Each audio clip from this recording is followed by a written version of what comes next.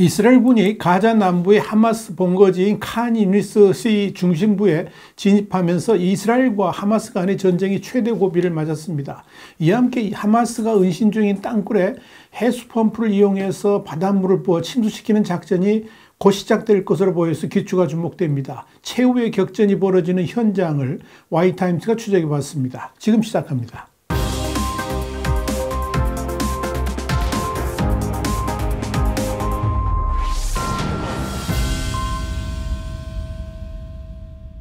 영국의 텔레그라프는 현지 시간으로 7일 이스라엘군이 가자 지구에서 가장 큰 난민 캠프가 있는 남부의 칸 유니스에 진입을 하면서 이스라엘 하마스 전쟁이 최대의 고비를 맞고 있다 그러면서 이스라엘군이 처단 대상 1호로 꼽은 하마스 수장 아이야 시나르의 자택을 포위하는 등 하마스 지도부 체포 작전을 전개하고 있다. 이렇게 보도를 했습니다. 10월 7일 테러 공격의 주모자로 추정되는 시나르는 전쟁 중 공개적으로 모습을 드러내지 않고 있습니다. 이스라엘은 그와 하마스 무장 정파의 지도자 모하메드 데이프를 최우선 군사 목표로 지목하고 있습니다. 이와 관련해 베냐민 네타냐후 총리는 이날 영상 메시지를 통해서 어제 나는 이스라엘군이 가자지구 어디든 갈 수 있다고 했다. 그리고 오늘 우리는 시나르의 자택을 포위했다 그러면서 그의 집은 요새가 아니며 그는 도망갈 수 있지만 우리가 그를 잡는 것은 시간 문제일 뿐이다. 이렇게 밝혔습니다. 이 발언은 이스라엘군이 시나르가 소유한 이 가자 남부 칸 유니스에 있는 집을 포위했지만 현재 시나르는 자택이 없을 가능성도 있다. 이걸 나타내는 것으로 보인다고 이 타임스 오브 이스라엘은 전했습니다. 시나르는 현재 다른 지도부와 함께 칸 유니스 아래 땅굴에 은신 중인 것으로 알려졌습니다. 이스라엘군 수석 대변인인 다니엘 하가리 소장도 브리핑에서 시나르의 집은 칸 유니스 전체다. 시나르는 지상에 있지 않고 지하에 있다 그러면서 우리가 알고 있는 바를 구체적으로 언급하지는 않겠지만 우리의 일은 그를 잡아 제거하는 것이다. 이렇게 말했습니다. 시나르와 관련해서 베냐민 네타냐후 총리는 지난달 5일 시나르를 동족의 고통은 아랑곳하지 않고 땅굴에 숨은 리틀 히틀러라 그러면서 그는 곧 죽을 사형수다. 그렇게 말했습니다. 요아브 갈란트 이스라엘 국방장관도 이 전쟁이 끝나면 가자에 더는 하마스는 존재하지 않으며 우리는 아이야 시나르를 처단할 것이다. 이렇게 선언했습니다. 한편 이스라엘군의 가자지구 지상전을 이끄는 남부군 사령관 야론 핑켈만 소장은 이날 전황평가 후에 칸 유니스 전투에 큰 공을 들이고 있다. 우리 전선에 주어진 목표를 달성하기 위해 계속 밀어붙이고 있다. 이렇게 말했습니다.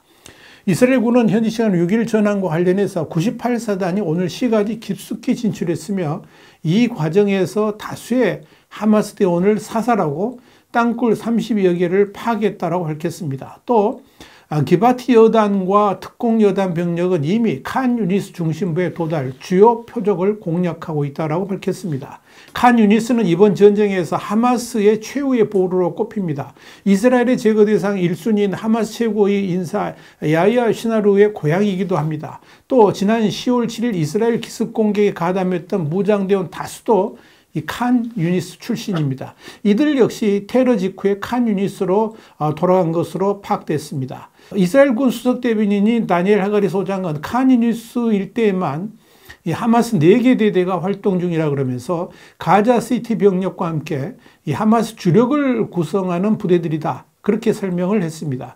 또 최근 일주일간의 일시 휴전 기간에 석방되지 못한 이스라엘 인질 140여 명 대부분이 이 칸 유니스 모처에 억류되어 있다. 이렇게 설명을 했습니다. 상황이 이렇기 때문에 칸 유니스가 이번 이스라엘 하마스 간 전쟁에서 최후의 격전지가 될 전망입니다. 특히 더 이상 물러설 곳이 없는 하마스 입장에서는 핵심 전력이 남아있는 칸 유니스의 배수전을 치고 결전에 나설 것으로 보입니다. 이와 관련해서 월스저널은 이미 가자지구 가자시티가 거의 점령된 상황에서 제2도시인 칸 유니스마저 뺏긴다면 하마스는 더 이상 조직적 저항이 힘든 처지에 놓일 수 있다. 이렇게 분석했습니다. 이스라엘 싱크탱크인 국가안보연구소 소속의 코비 마이클 선임연구원도 칸 유니스를 잃으면 하마스는 끝난다 그러면서 가자지구 내 일부 영역들이 남아있을 수는 있지만 칸 유니스를 뺏긴다면 하마스가 중심을 상실한다는 것으로 볼 수 있다. 이렇게 설명을 했습니다. 가장 큰 우려는 칸 유니스에 엄청난 수의 민간이 몰려 있어서 대규모 인명피해가 날 수 있다는 점입니다. 전쟁 이전에는 40만 명이 거주하는 도시였지만 북부에서 넘어온 피난민들로 인해서 현재는 100만 명이 훌쩍 넘는 인구가 머물고 있는 것으로 추정하고 있습니다. 하마스 군사시설 상당수가 주택가라든지 병원 같은 민간시설 아래 숨겨져 있다는 점도 우려를 키우고 있습니다.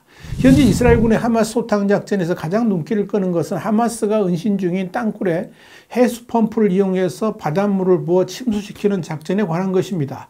이 작전과 관련해 그동안 언론들에서 여러 차례 보도된 바는 있습니다만 구체적으로 실행 단계에 들어가지는 않았었습니다. 그러나 이스라엘군이 바닷물을 끌어올 파이프를 설치하는 모습이 소셜미디어를 통해 공개되면서 하마스의 지하터널을 향한 수공작전이 곧 현실화될 수 있을 것으로 보입니다.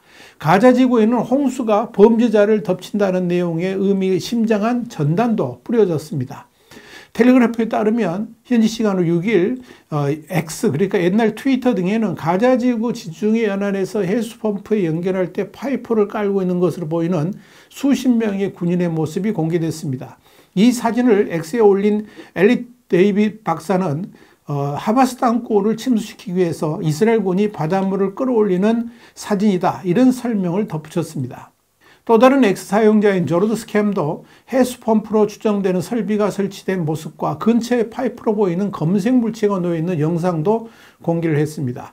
이 영상을 보면 실제로 물이 지하동굴 안으로 퍼부어지는 모습도 보입니다. 타임스 오브 이스라엘은 가자지구 남부지역 칸 유니스에 꾸란 구절을 인용한 전단이 뿌려졌다 그러면서 이 전단은 그들이 범죄자인 것처럼 홍수가 그들을 덮쳤다는 수라 29장 14절이 인용됐다라고 전했습니다.